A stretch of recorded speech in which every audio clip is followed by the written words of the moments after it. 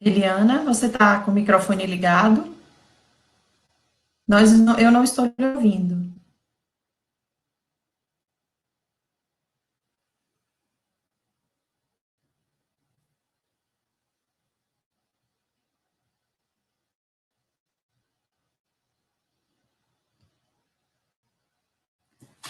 Bom dia, gente. Eu vou ajudar aqui a Eliana, que eu acho que tem alguns que também estão com dificuldade de ouvir. Eu não sei se deu algum probleminha aí no som da Eliana. Eliana, eu vou pedir que teste novamente aí o som para ver se você consegue. Ela vai voltar para a sala agora, né? Mas a gente hoje vai começar, né? A nossa apresentação de hoje é um movimento tudo pela construção, né? Que é um movimento liderado pela BCP, pelo SNIC, pela Construliga, pela Etos Soluções e pelo Sebrae.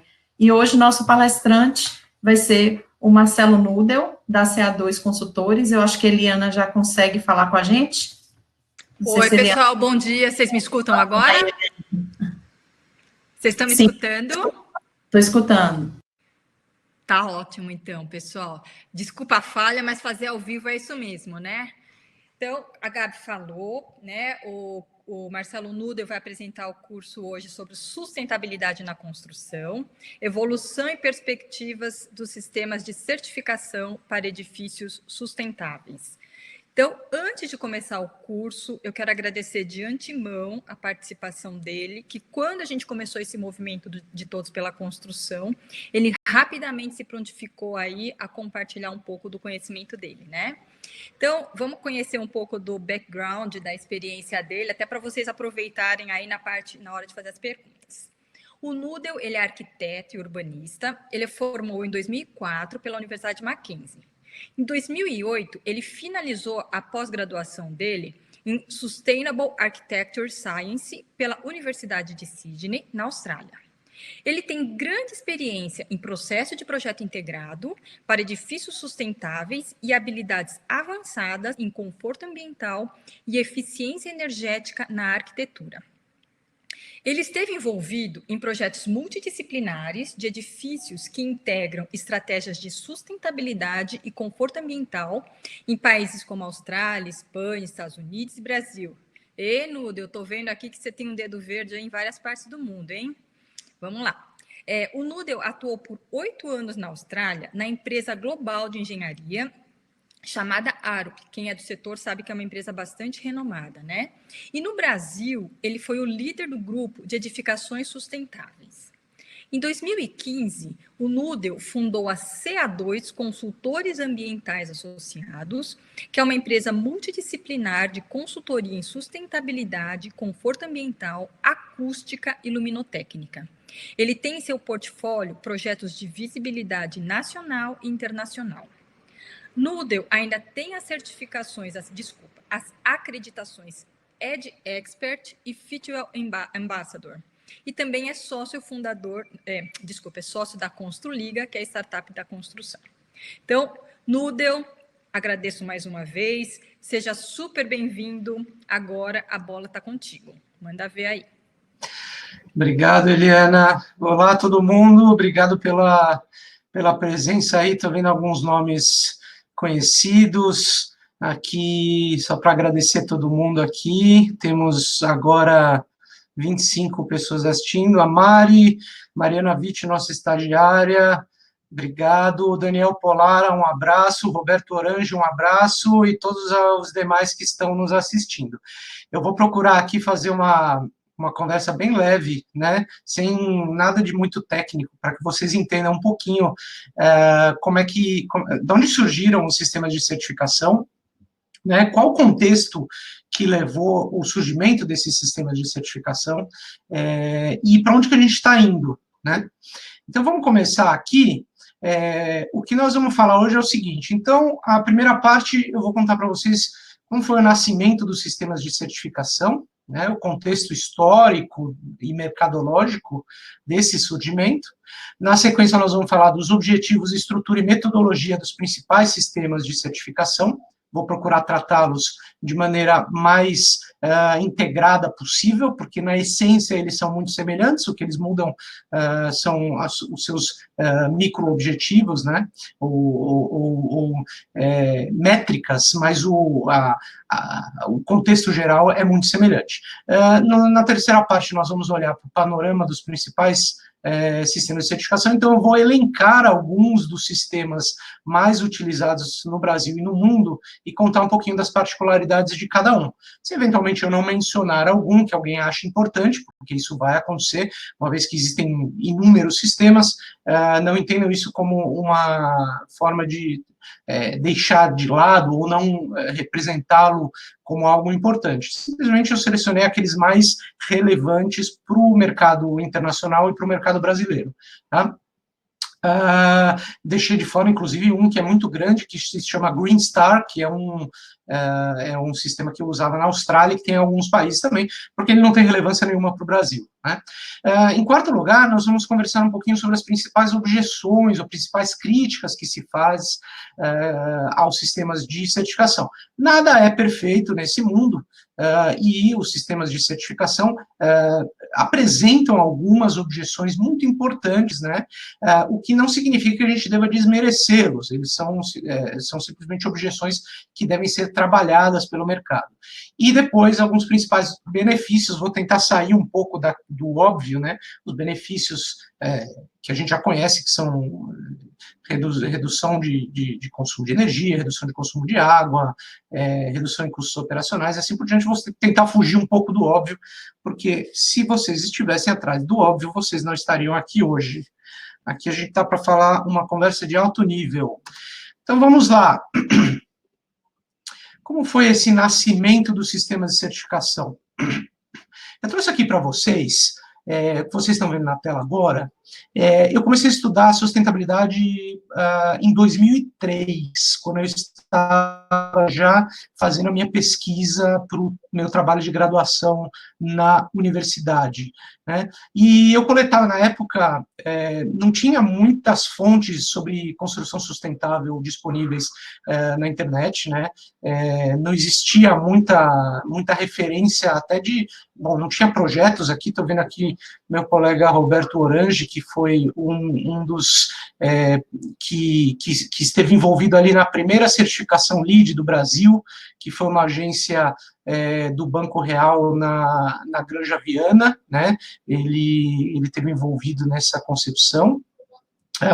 Mas isso foi entre 2004 e 2005. Em 2003, ainda pelos próximos anos, quase não tinha referência no mercado. E eu coletava muita notícia de jornal, porque eu queria entender como é que o mercado estava enxergando isso. Era uma boa forma. Não tinha para quem perguntar, né? Não tinha nenhum profissional realmente, de fato, trabalhando com isso no Brasil. E eu coletei esta reportagem no Estadão em 2004, 2003, 2004, não sei, e me chamou muita atenção, né?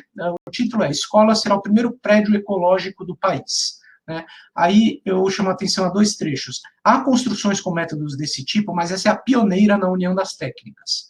Né? E aí diz assim: São Paulo terá em fevereiro o primeiro prédio totalmente ecológico do país, incluindo desde o projeto até a execução e utilização. Então, o que me chamou a atenção na época onde eu conhecia pouco, e o mercado conhecia pouco sobre sustentabilidade?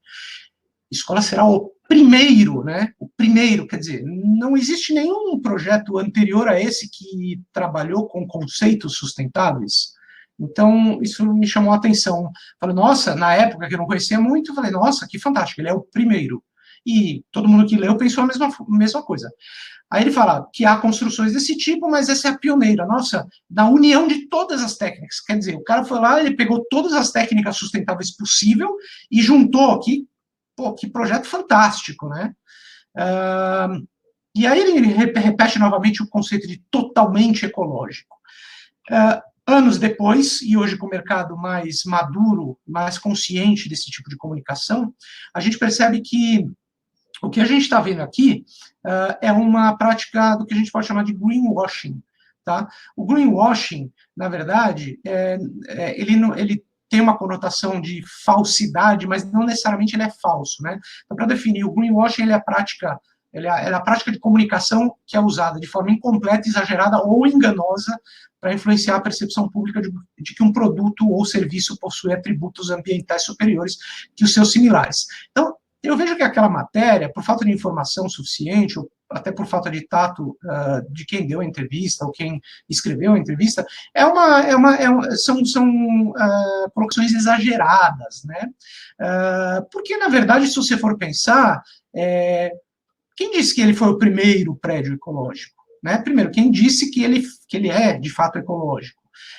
E o primeiro, e o que dizer dos inúmeros edifícios com envoltória adequadas ao clima, né, envoltórias bioclimáticas dos projetos modernistas? Será que essas não são estratégias ecológicas?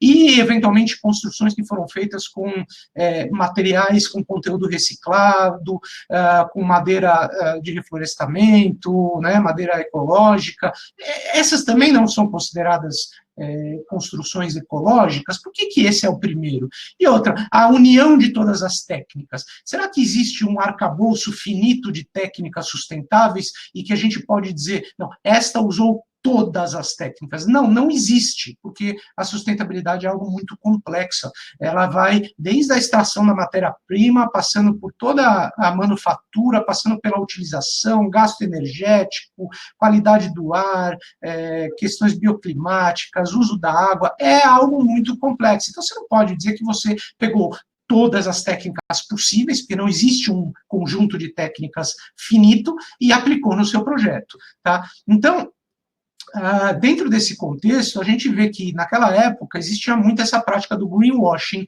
em que, de forma exagerada ou até mesmo incompleta, quando você não tem a informação suficiente, ou, em muitos casos, enganosa, onde você fala que o seu produto ou serviço é superior aos demais, e, na verdade, por falta de conhecimento geral do público, você acaba enganando, né? Aí eu trouxe alguns exemplos aqui, que eu coletei sobre greenwashing em diversas indústrias, né? Então, isso aqui é uma propaganda de um estacionamento em Portugal, né?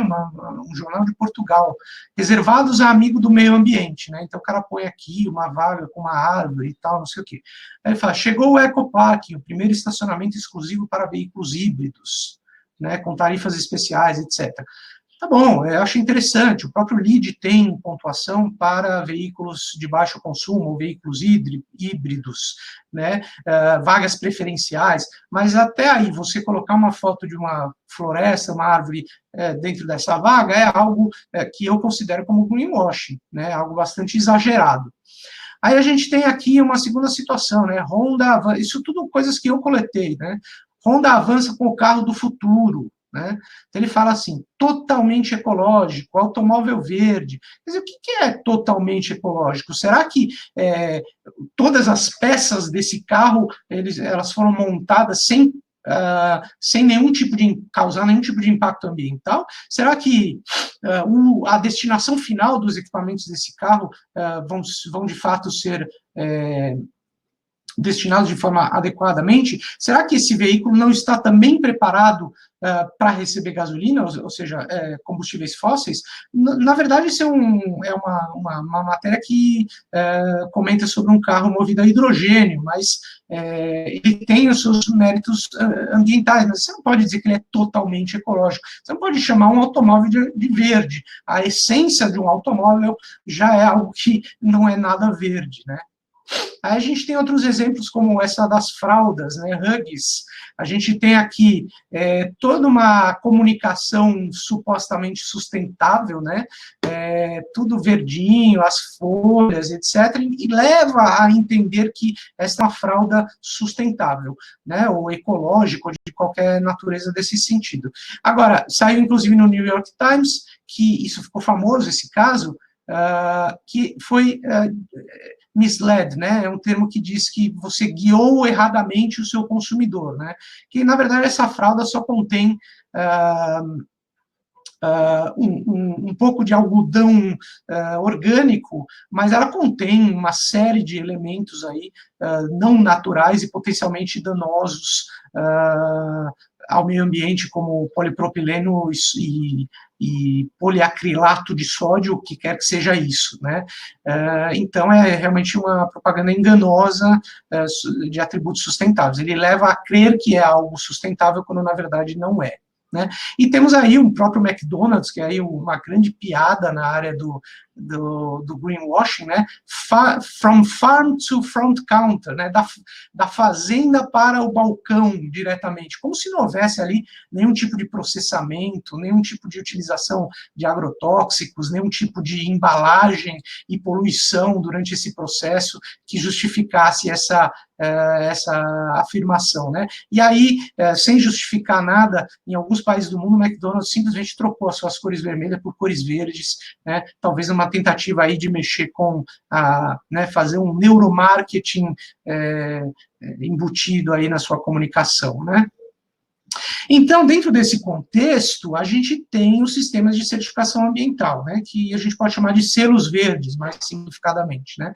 O que é isso? Na verdade, é uma tentativa de evitar o greenwashing, né, de organizar uma agenda sustentável em torno da construção civil, né, mais especificamente da construção de edifícios, evitando, assim, esse tipo de comunicação errada e comparando maçãs com maçãs, né. Então, os sistemas de certificação ambiental, eles vêm dentro deste contexto do combate ao greenwashing, e eles são, na verdade, um conjunto de estratégias, né, prescritivas ou metas de desempenho, é importante separar isso. Prescritiva é quando você fala, ó, você tem que fazer A mais B mais C, o seu projeto tem que conter A, B e C. E também metas prescritivas, dizendo que o seu projeto tem que atender tantos por cento de redução em energia, tantos por cento de redução em água, né? E são metas e estratégias que são comprovadamente, cientificamente superiores ao padrão de mercado e às normas locais. Então, aí, nesse sentido, você pode dizer que eles são superiores ambientalmente, tá? Eles vão atestar, então, esse desempenho superior através de verificação de terceira parte. Então, não sou mais eu, fabricante do meu edifício, que estou dizendo que eu sou totalmente ecológico, etc. É uma instituição idônea, nacional, reconhecida nacionalmente ou internacionalmente, que vai, né, que é composta por entidades da construção civil local, que atestam que esse edifício cumpre com determinados requisitos ambientais, né? Geralmente são ONGs, né? Então a gente tem aí algumas ONGs, como por exemplo o USGBC, o United States Green Building Council, que lida com o LEED, né? O GBCI também é um braço do USGBC. A gente tem aqui no Brasil o GBC Brasil, a gente tem algumas outras instituições também, por exemplo, o Fitwel, que é uma outra certificação de bem-estar, que são instituições consideradas idôneas e que vão fornecer esta certificação, tá?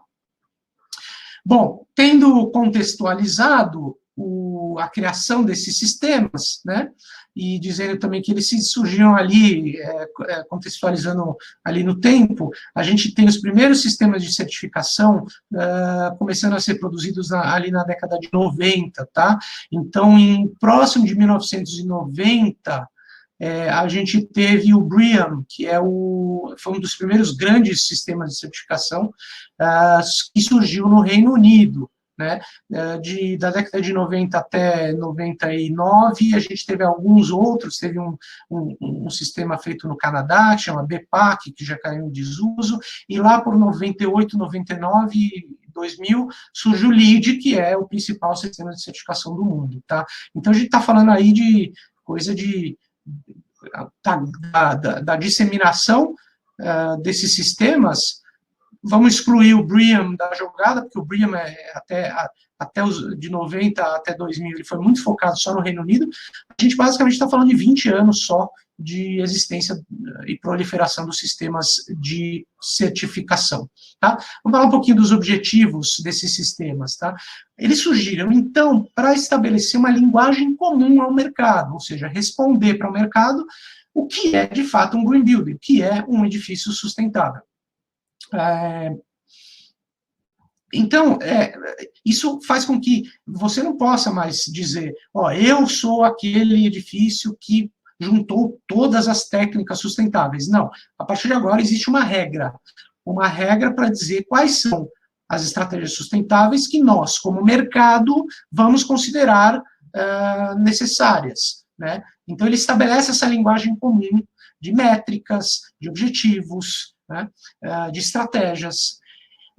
Em prazo maior, né, em médio e longo prazo, ele procura promover a transformação do mercado, né? E, de fato, esses sistemas têm promovido a transformação do mercado. Mais recentemente, tive uma troca de mensagem que até agradeço muito ao Roberto Orange, através do LinkedIn, e eu já tinha ouvido esse relato de outras pessoas que atuaram nessa época, na primeira certificação LEED. O mercado não tinha nada naquela época, você não tinha nenhuma bacia dual flush para redução de consumo de água, você não tinha tintas com baixo teor de compostos orgânicos voláteis, você não tinha muita madeira ecológica, você não tinha profissionais que tinham experiência em simulação energética no Brasil, você tinha que contratar gente de fora. Então, nesses últimos 15, 20 anos, o mercado nacional e o mercado mundial da construção civil se transformou muito, porque você começa a exigir determinados requisitos para o mercado, e isso começa a fazer com que todo mundo, toda a cadeia produtiva comece a aprimorar o seu desenvolvimento. Então, desde projetistas, passando por construtoras, incorporadores e fornecedores de materiais, todos evoluíram, e isso promoveu a transformação no mercado, né? E, por último, premiar as boas práticas e valorizar os investimentos. Então, quando você tem uma certificação, existem alguns estudos já que comprovam isso em diversos países, o mercado hoje já valoriza edifícios com certificações, permitindo com que sejam cobrados prêmios para aluguéis e valores de venda, tá? Eu trouxe aqui, então, as principais áreas que os sistemas de certificação tratam. Isso daqui eu trouxe como referência as áreas do LEED, tá? O LEED é um dos mais abrangentes e é um dos mais disseminados, então eu uso ele como referência. Se você olhar para outros sistemas, como Aqua, como Edge, daqui a pouco eu vou entrar em algumas particularidades dele, vai variar um pouco. Alguns têm mais categorias de análise, outros têm menos, mas, em geral, os sistemas de certificação de sustentabilidade olham para estas categorias. Então, localização e transporte, onde que ele está em relação a meios de transporte público, em relação à diversidade de usos, se você tem possibilidade de caminhar para fazer as suas necessidades diárias, né, ao invés de pegar o seu carro. Terrenos sustentáveis, como é que esse terreno trata a biodiversidade, como é que ele trata a permeabilidade do solo, a preservação de habitats naturais e assim por diante. Preservação ou eficiência no uso da água, então ele premia a instalação de sistemas de equipamentos hidrossanitários de menor consumo, ele premia projetos que promovam a captação e reuso de água, a reciclagem de água, águas cinzas e assim por diante. Energia e atmosfera, ele premia edifícios com envoltórias mais eficientes, que consomem menos energia, com equipamentos que consomem energia, porém com uma eficiência melhor, com equipamentos que reduzem as emissões de gases que prejudicam a camada de ozônio e assim por diante. Materiais e recursos, são premiados aqueles projetos que utilizam materiais com conteúdo reciclado ou reciclável, que promovem reutilização ou destinação para reciclagem de resíduos de obra, materiais com menor taxa de emissão de poluentes, madeira de manejo sustentável e assim por diante. A outra categoria seria a qualidade do ambiente interno. Então, essas certificações, elas premiam ambientes com melhor luz natural, com melhor ventilação, com taxas de renovação de ar melhor, com filtragem de ar, com vistas para o exterior, promovendo o bem-estar e assim por diante. E a gente tem também créditos de inovação, onde você pode propor inovações, né? Isso é bem particular ao LEED, né? Você pode propor inovações, né? E os créditos de prioridade regional, cada região no mundo tem algumas prioridades. Então, se a nossa prioridade é a água, por exemplo, se tem um país que tem falta de água, uma região que tem falta de água, então você ganha mais pontos quando você prioriza tais estratégias dentro do seu design, do seu edifício, tá? Qual que é a metodologia típica? Novamente, a evolução desse trabalho, ela varia de certificação para certificação. As etapas são diferentes, as formas de verificação e de auditorias variam, mas, de maneira geral, é isso que acontece. Então, durante o projeto, né, as estratégias sustentáveis elas devem ser incorporadas nos projetos, e sempre evitando aquela história de que você já está com o projeto quase pronto, com tudo definido, agora resolvemos certificar. Isso é muito pouco produtivo. Às vezes até funciona, às vezes você até consegue encaixar uma coisa ou outra, mas a essência se perde, e muitas vezes você não consegue certificar. A certificação, ela precisa ser incorporada nos diversos projetos de arquitetura e nos projetos técnicos, arquitetura, paisagismo e nos projetos técnicos, desde a sua concepção, para que elas façam sentido, para que elas conversem entre si. Então, ao final do processo de projeto, costuma haver uma auditoria, né? E os sistemas de certificação, eles dão uma espécie de pré-certificação, e que você pode usar essa pré-certificação para você vender o seu empreendimento. Né? Você não precisa esperar terminar a construção para dizer que ele é sustentável, né? Quer dizer, você pode comunicar ao mercado dizendo, olha, o meu projeto foi feito com base em verificação de terceira parte, e ele foi atestado que ele foi pré-certificado, né? E isso é interessante, porque você pode já marketizar, e é um marketing que não é um greenwashing, né? É um marketing verificado por terceira parte, né? No início da obra, você precisa preparar o seu canteiro de obra, e existem algumas certificações que não olham para a obra, tá? Mas o LEED, por exemplo, e alguns principais olham. Você prepara o seu canteiro de obra para todo o controle de impactos ambientais, coleta essas evidências durante a construção do seu projeto, né? Fotografa, coleta notas fiscais dos materiais que você vai implantar, você coleta atestados de que o resíduo não foi destinado a aterros, e assim por diante, né? E aí, dependendo do sistema de certificação, você tem ou uma auditoria documental, novamente, né, com base nas coletas de evidências que você fez durante a construção, ou ela pode ser presencial, dependendo do sistema de certificação, tá? E aí você tem a certificação final ao final da construção. Algumas certificações, elas têm a possibilidade, porém não a obrigatoriedade, de você recertificar com outro selo, que é o selo de operação, tá? O LEED e alguns dos principais sistemas, eles finalizam aqui, após o design e a construção. Então, eles não te exigem que você recertifique, a sua certificação fica eternamente válida. O que é, como eu vou mostrar mais para frente, uma das grandes objeções que se faz, né? Quer dizer, você certificou um edifício, mas mantém todas as luzes acesas e gasta energia desnecessariamente. Mas ainda assim você mantém sua certificação. Existe, então, um processo de recertificação, pode ser feito a critério do dono do edifício lá para frente, tá? Mas, repito, existem outras.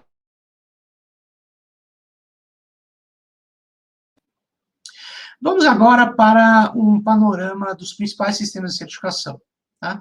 Isso daqui é um gráfico que eu uso, que eu fiz esse gráfico para explicar um pouquinho, né, onde que se localizam os principais sistemas de certificação que a gente tem no Brasil e no mundo. Não adiantaria eu começar a mencionar muitos outros, porque não faz muito sentido, tá?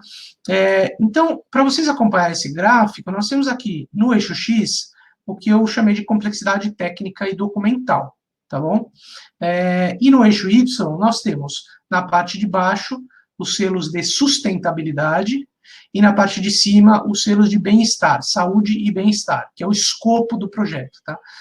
Os que eu chamo de sustentabilidade são aqueles que olham para questões de meio ambiente, né? Então, eles vão olhar para água, energia, materiais, terreno, localização, né, transportes e assim por diante, aquilo que eu já mencionei antes, né?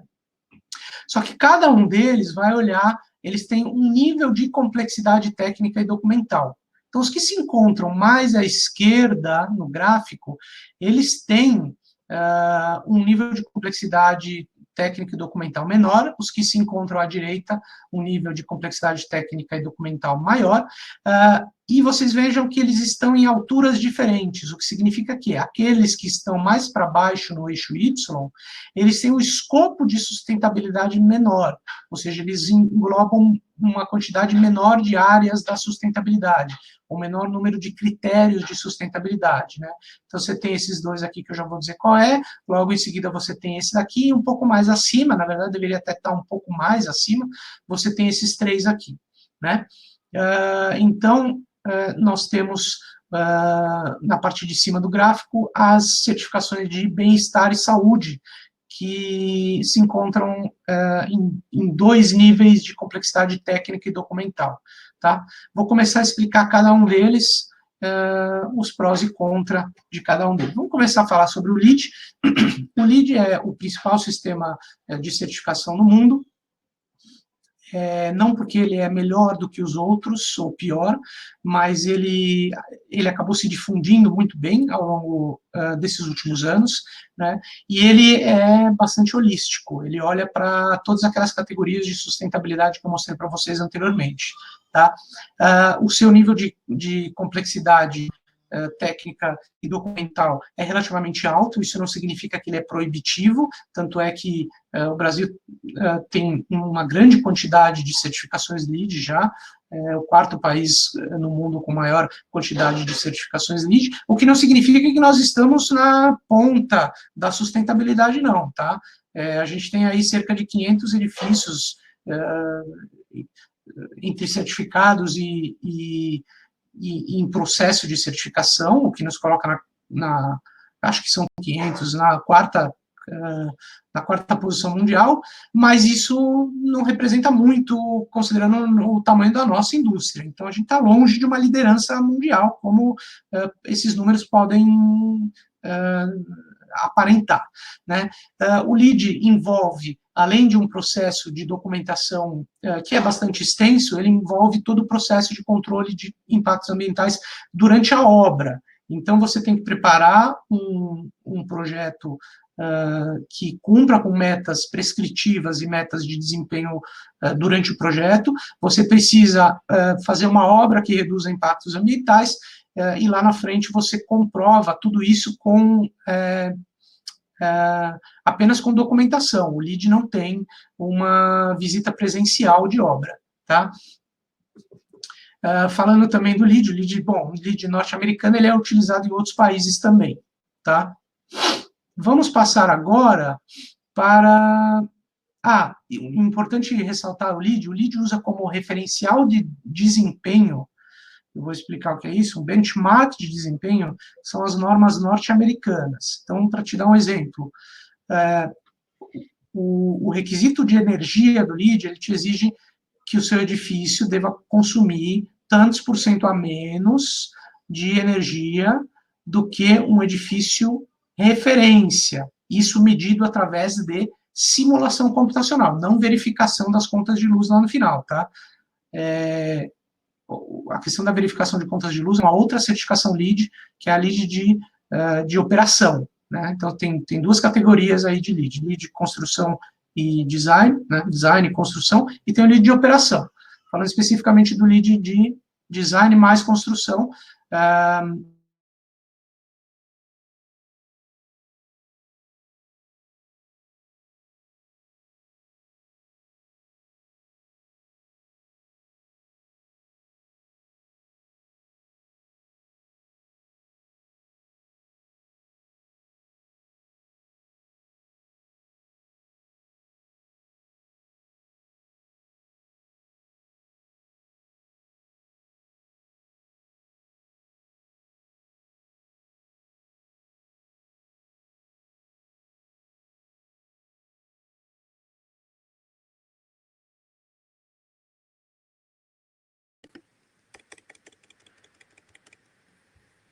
HQE, não me peçam para repetir a palavra, para falar a palavra HQE, né, em francês, o que significa, porque eu não falo francês.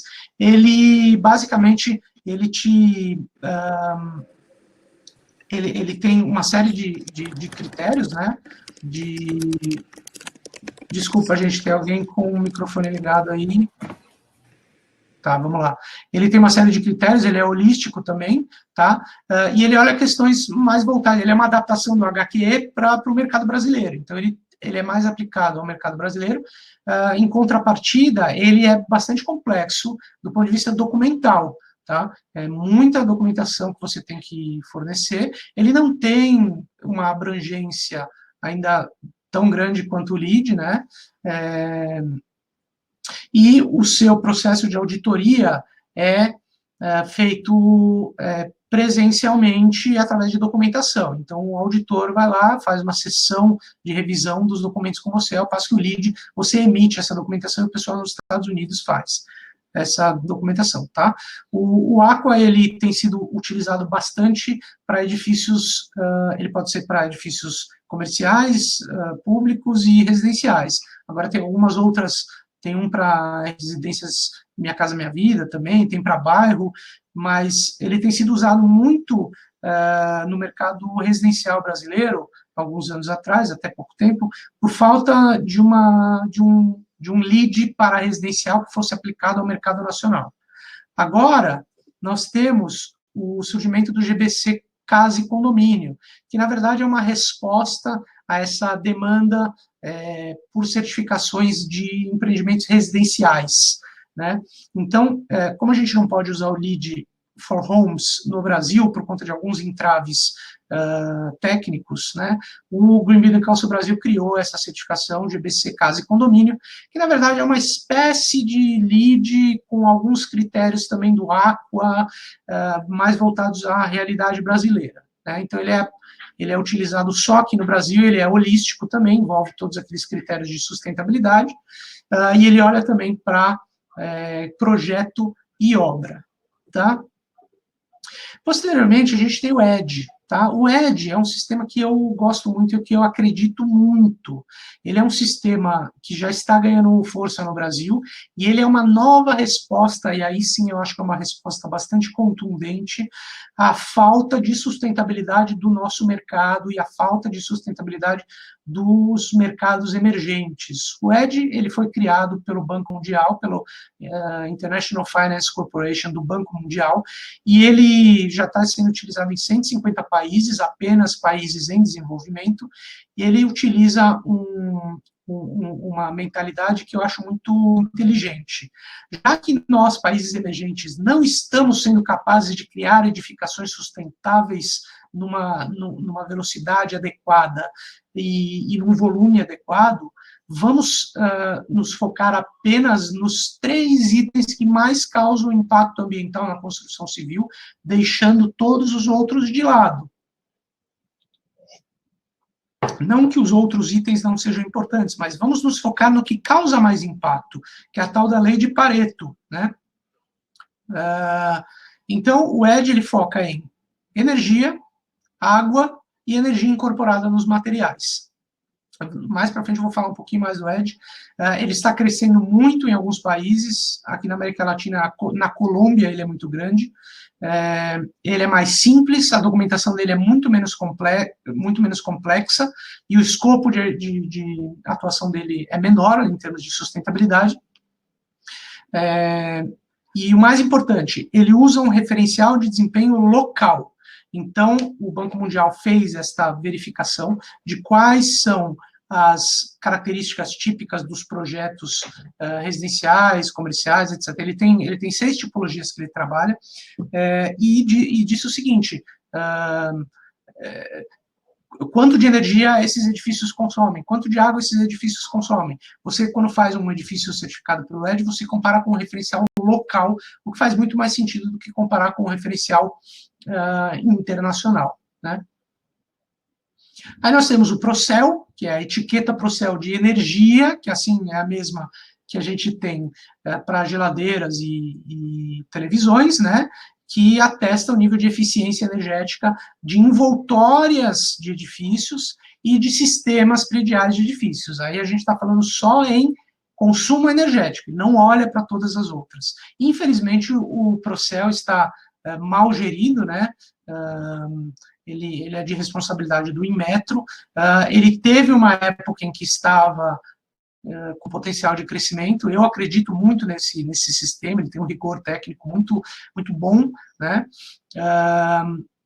Ele é obrigatório para edifícios públicos, né? Para edifícios públicos tem que tirar a etiqueta A, o que é muito legal, mas o mercado nunca olhou para esse selo com muita atenção. Há uns anos atrás, a gente viu alguns exemplos de edifícios residenciais passando pelo processo, mas, infelizmente, o mercado imobiliário não olhou com isso com atenção, e eu acho que é um instrumento muito interessante para você apresentar para o seu cliente final, né? Se a sua geladeira, a sua televisão tem um selo Procel, por que não o seu apartamento, né? Gostaria de ver isso acontecendo mais no nosso mercado.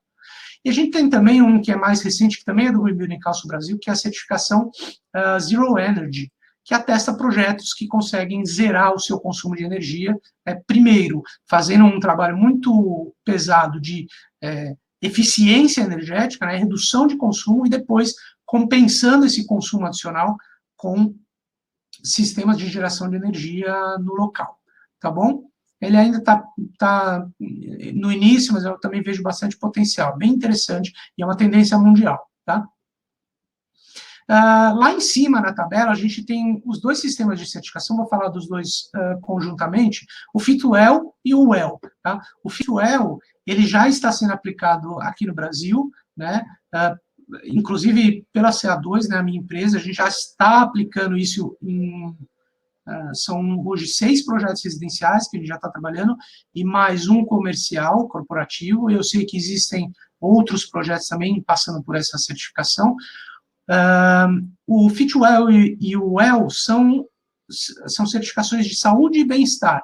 Eles não olham para impactos ambientais, eles olham para impactos na saúde, no bem-estar humano. Então, como é que você consegue preparar a infraestrutura de um edifício e preparar a especificação de materiais, né, e o desenho dos edifícios para priorizar questões como ventilação natural, renovação de ar, luz natural, conforto térmico, elementos que te possibilitem reduzir o sedentarismo, obesidade, doenças cardiovasculares, assim por diante. Então, você preparar a infraestrutura desse edifício, né, e especificar materiais que permitam uma qualidade de vida melhor. A diferença entre os dois é o grau de complexidade das estratégias e o grau de verificação. O Fitwel é muito mais acessível, por isso está sendo melhor aplicado pelo mercado. As estratégias que ele coloca, elas não precisam de uma verificação com medição em loco, por exemplo, elas são intenções, né, você inclui isso no projeto, você inclui determinadas estratégias prescritivas, né, no teu projeto, você comprova através disso de projeto e fotografias da obra, e o WELL, ele te exige um pouco mais de verificação, então ele te exige com que você contrate um auditor acreditado e vá fazer medições específicas no teu edifício. É interessante também, mas por sua complexidade, né, eu não vejo, complexidade e alto custo, eu não vejo por que isso daqui, eu não vejo muito futuro no WELL no Brasil, infelizmente, tá? Mas o Fitwel certamente está crescendo bastante. O WELL, ele poderia ser muito bem utilizado, assim como ele é utilizado em edifícios corporativos, tá? Na Austrália, é um país que está crescendo muito a certificação WELL, tá? E acho que cabe bem, o Fitwel cabe bem tanto para residenciais quanto para corporativos, tá? Agora, quais são as principais objeções desses sistemas, tá? A Eliana já entrou, quer dizer que eu já tenho que terminar, né? As principais objeções, eu vou passar bem rapidamente, quando você tem estratégias, por exemplo, que não são utilizadas na prática. Vou pedir mais 5 minutos para a Eliana. Que não são utilizadas na prática, né? Então, você vê aqui um bicicletário onde os caras guardam um barril de cerveja, uma vaga para carros pequenos onde o cara vai lá e para um carro grande, né? Então, você ter estratégias que o prédio não precisa só para ganhar ponto é uma das objeções. Então, você tem que saber usar bem. Outra objeção, quando você mantém as luzes acesas, quando você certifica o projeto e gasta energia na sua operação sem necessidade, e não perde a certificação. Outra objeção são que alguns estudos são caros, de fato, né? Você precisa contratar profissionais especializados naquilo, para fazer simulações. Outra objeção são as documentações pesadas, né? Muito trabalho para documentar tudo aquilo, e aí o ED, por exemplo, o Fitwel, eles vêm para simplificar esse tipo de situação. Então, as novas gerações de certificação já estão mudando isso, né? E a última objeção é, com base em tantos selos existentes, qual é o melhor, qual é o mais sustentável, qual que é aquele que a gente deve seguir? Isso é uma dúvida que tem no mercado, por isso que eu sou bastante adepto da simplificação, né? Quanto menos sistemas a gente tiver disponíveis no mercado, melhor, porque assim você tem uma linguagem comum de fato, né? Os principais benefícios, obviamente a gente tem, não vou mencionar todos os benefícios ambientais de qualidade do ambiente interno que você gera, tanto para o meio ambiente quanto para o usuário do edifício, esses são óbvios, né?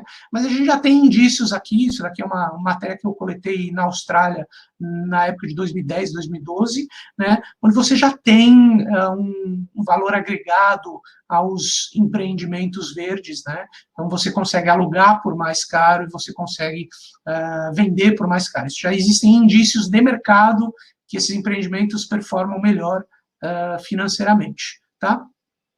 Outro benefício que está se falando já agora é o tal do IPTU verde.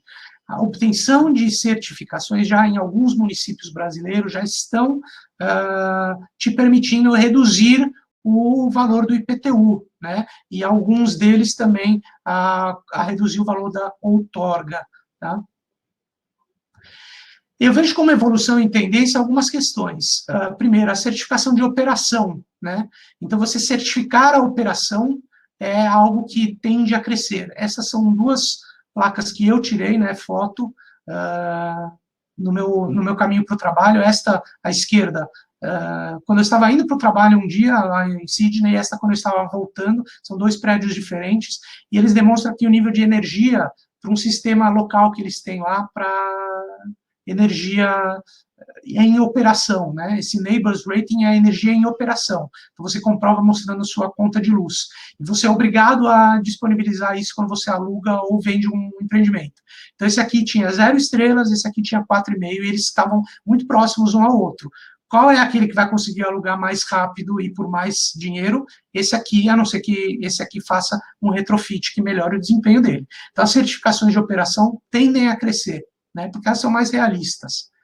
O desempenho real, então, a demonstração do desempenho real, que também tem a ver com a operação, ela tende a se tornar mais popular, então ela vai deixar de ser estática e ela vai começar a ser informada cada vez mais aos usuários dos edifícios, né, para que eles mantenham essa questão da sustentabilidade sempre ativa no edifício.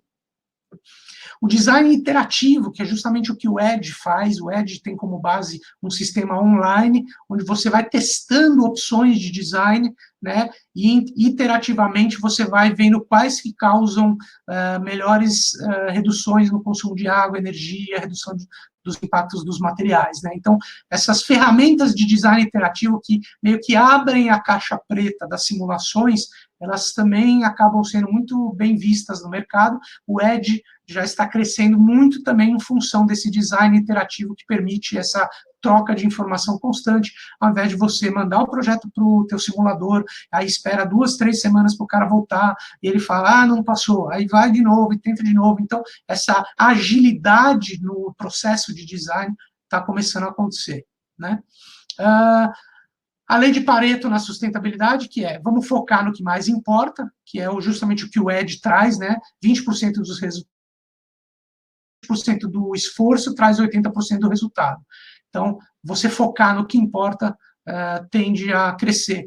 Inclusive, o próprio ED e os sistemas de zero energy, de zero water, zero waste, eles tendem a ficar mais fortes, tá?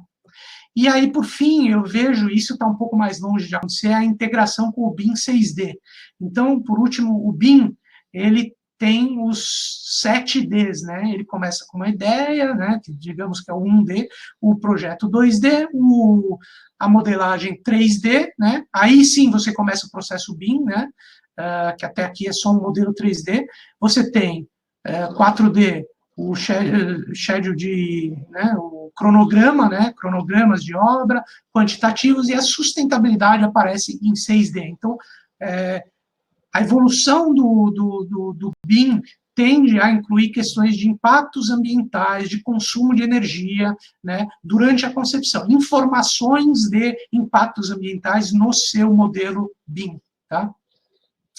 Vou finalizar, convido a todos a conhecerem o site da CA2, tá, ca-2.com, e dê um pulinho lá no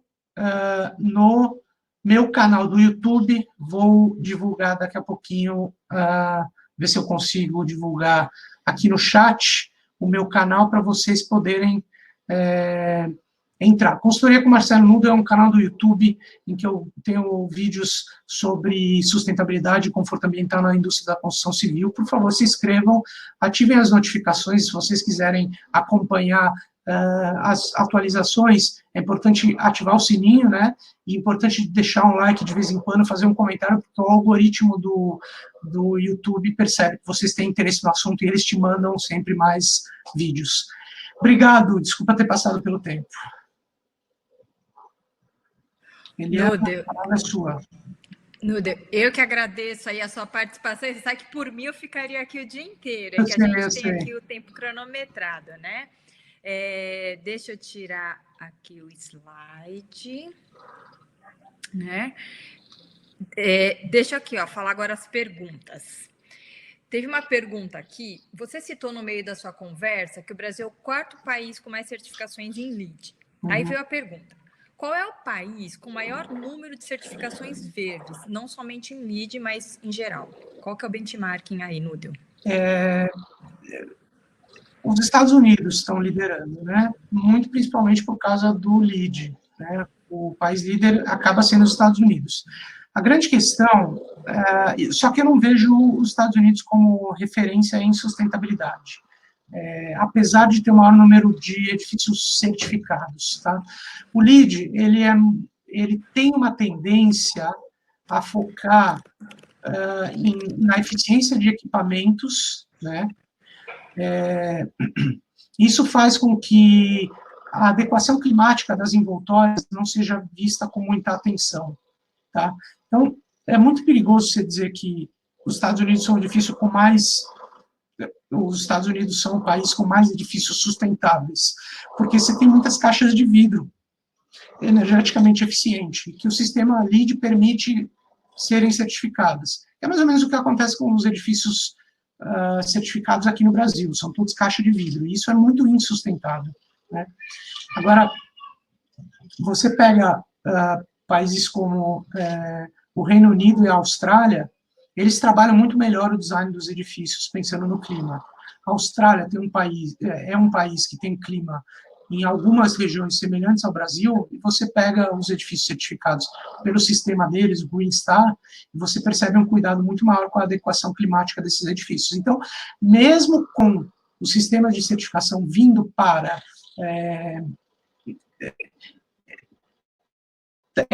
aquilo que eu falei no início, estabelecer uma linguagem comum, você tem que ter certas ressalvas quando você fala que esse país é o país com a indústria mais sustentável porque ele tem mais certificações. Tem que ter um cuidado nisso.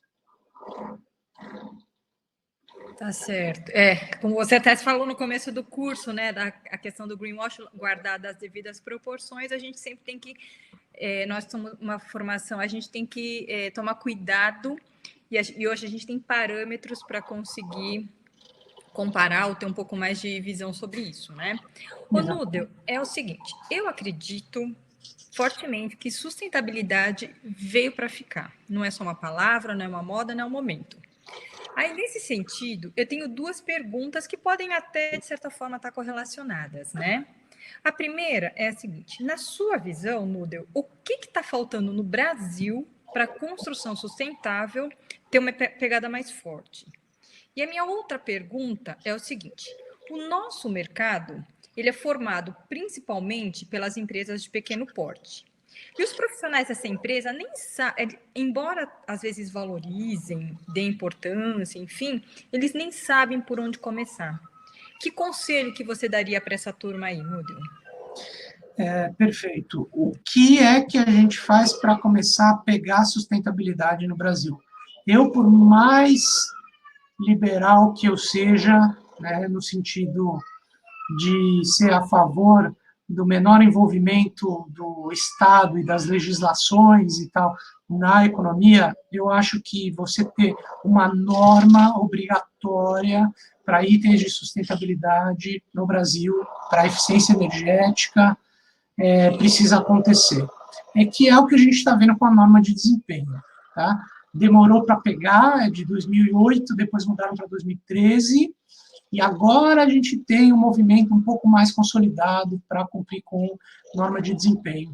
E aí eu faço exatamente, né, falo exatamente dos conceitos de desempenho térmico e luz natural, que ninguém nunca nem tinha ouvido falar ou sequer cogitava para empreendimentos residenciais, e agora com a norma, por mais falha que ela seja, e de fato ela é bem falha, e ela está mudando por conta disso, os projetos já estão se preocupando, né? Então, uma normativa obrigatória é o caminho, assim como acontece em outros países. Então, assim, eu já trabalhei, por conta do meu trabalho na ARUP, eu já trabalhei em projetos, obviamente, na Austrália, onde eu morei, mas pude trabalhar, por ser uma empresa multinacional, trabalhei em outros países, em projetos de outros países também.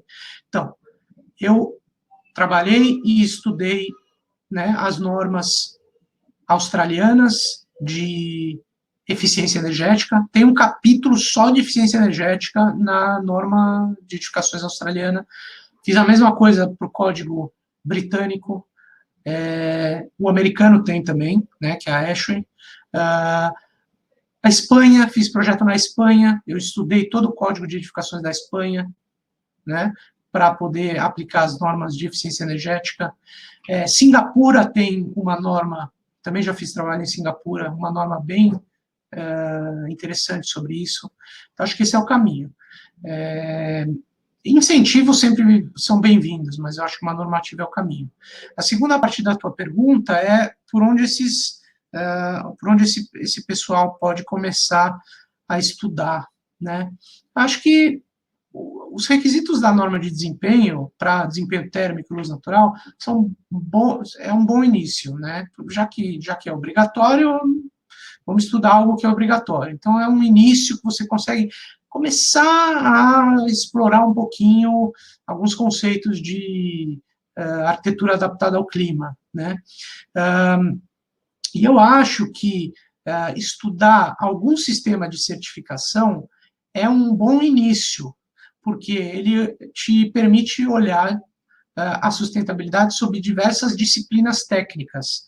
Então, fazer um curso de LEED e tirar um certificado, né, uma acreditação do LEED, ou do GBC Casa Condomínio, ou do ED, vai te permitir ter uma visão mais abrangente, né, e aí você pode entrar na minúcia que mais lhe interessa. No meu caso, foi exatamente assim que eu comecei, né, eu comecei abrangente, eu peguei...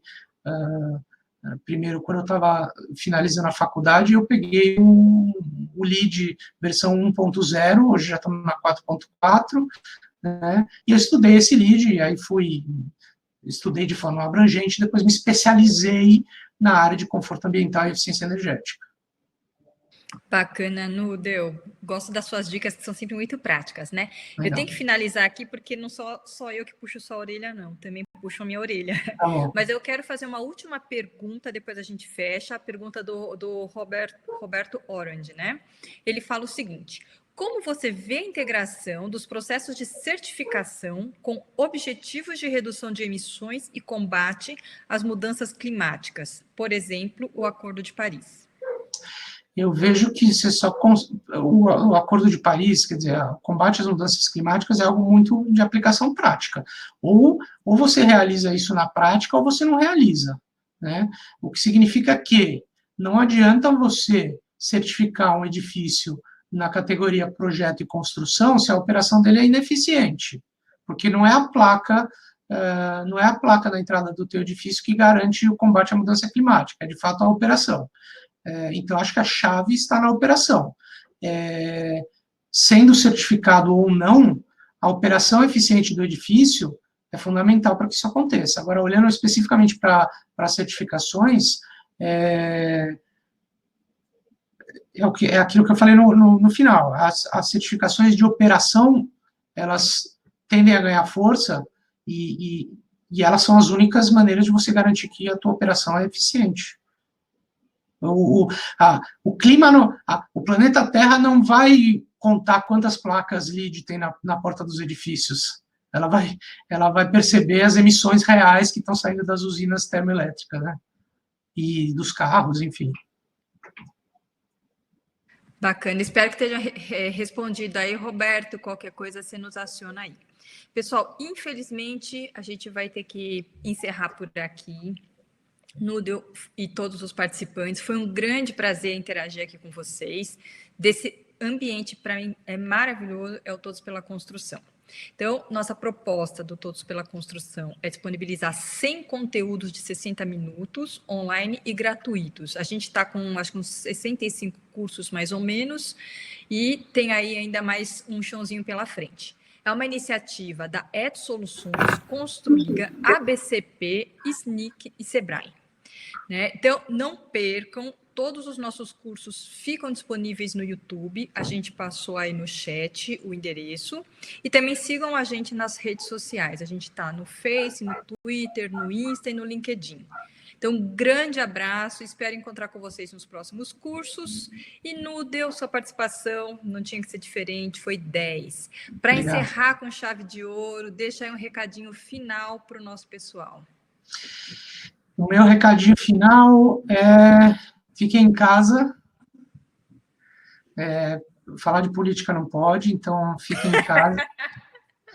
E obrigado, assim, estou vendo aqui algumas pessoas que eu conheço também, obrigado pelo pessoal que eu conheço, pelo pessoal que eu não conheço, e, assim, se vocês gostaram desse conteúdo, continuem conectados comigo através do meu canal no YouTube e da minha página no LinkedIn, você me acha Marcelo Nudel, porque eu publico muito conteúdo o tempo todo, e também na página da CA2 pelo LinkedIn, a gente tem um marketing que não é greenwashing, muito, muito atuante, a gente publica conteúdo mesmo. Então, se você gostou desse conteúdo, da minha forma de apresentar, me acompanhe nesses canais, principalmente no canal do YouTube.